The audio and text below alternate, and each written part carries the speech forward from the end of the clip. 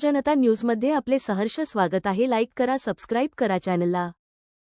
अनेक राजकीय पक्षांचा निमगाव को हाळे येथील पुनर्वसन व 7-12 उतारे मिळावे यासाठी नागरिकांच्या चालू असलेल्या आमरण उपोषणाला जाहीर पाठिंबा.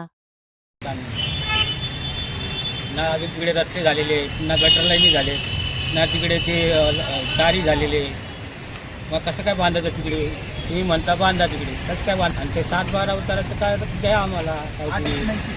सांगितलं लाईट नाही आमचं, काही नाही तिथे. लाईटीची सोय करा तिकडे, पाण्याची सोय करा. पाण्याची सोय नाही, लाईटीची सोय नाही, कसं काय बांधायचं तिकडे? कसं काय करायचं?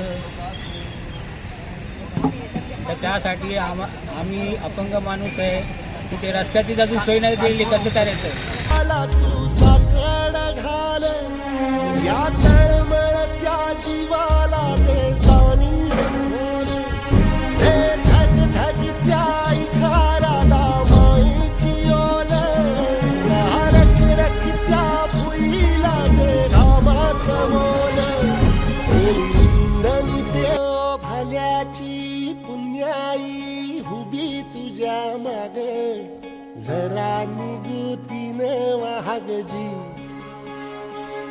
अरे ढळून इमान लागून ये डाग, दिल्या सबुदाला जहागजी.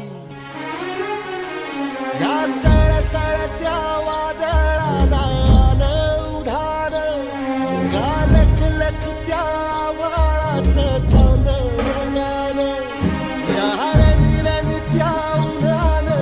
साहेब यांनी सर्वांनी त्यात लक्ष घालून आम्हाला आमच्या जागा पाहिजे, आमच्या जागा आमच्या नावावर झाल्या पाहिजे म्हणून आज इथे निमगाव कोरळे येथील ग्रामस्थ श्री सचिन आरणे व तात्या गायकवाड उपसरपंच हे स्वतः उपोषणाला बसलेले आहेत.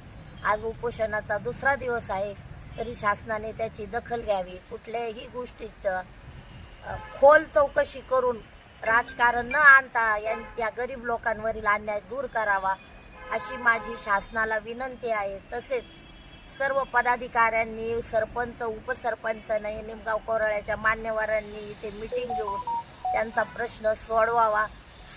सर्व जे आहेत लोक, हातावर पोट भरणारे लोक आहेत, इथे गट तट न पाहता त्यांच्या मागण्या मान्य कराव्या व त्यांचं उपोषण सुटलं जावं अशी मी शासनाला व्हिडिओ साहेबांना विनंती.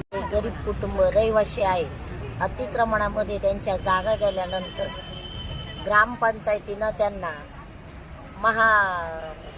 शेतीची जी जागा, महाशेती महामंडळाची जी जागा दिलेली आहे, त्या ज्यांचं पुनर्वसन करायचं ते गरीब कुटुंब पाहिजे, त्यांची जागा गेलेली आहे त्यांनाच जागा दिली गेली पाहिजे. परंतु त्यांचा ग्रामपंचायतीवर, सरपंचावर असा आरोप आहे की त्यांनी त्यांच्या व्यक्तिगत लोभ माहितीतील लोकांना पहिले त्यांना जागा दिल्या व आमच्यावर अन्याय झालेला आहे. काहींची नावं ज्यांना गरज होती त्यांची नावं वगळण्यात आली.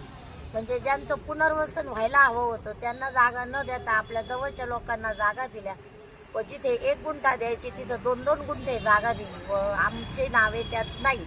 तरी आमचे जे गरजू आहे त्यांना तिथे घेण्यात यावं व आमच्यावरील अन्याय दूर करावा याची शासनाने चौकशी करावी. मग शासनाचे जे तहसीलदार अधिकारी असतील सर्वांनी